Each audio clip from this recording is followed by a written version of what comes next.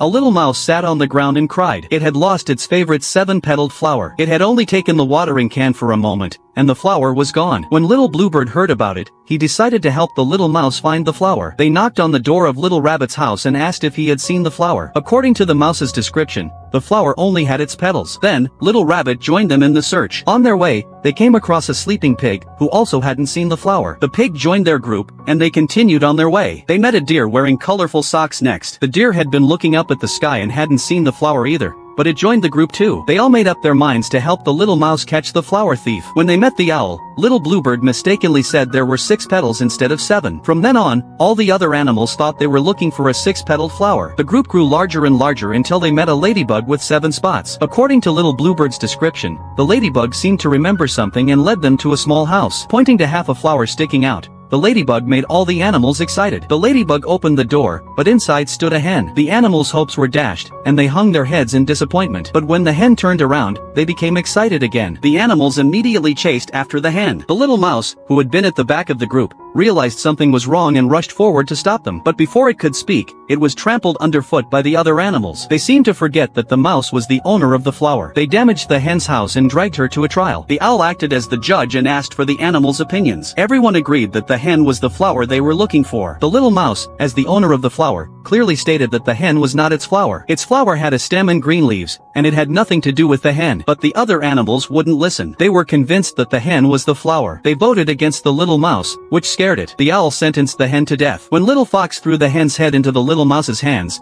the other animals even clapped and celebrated, proudly declaring that they had helped the mouse find its flower. Only the little mouse went home quietly, carrying the hen's head on its back. It took a shovel, dug a deeper hole where the flower had been, and buried the hen's head there. In this way, the lost flower was perfectly resolved under the influence of the crowd.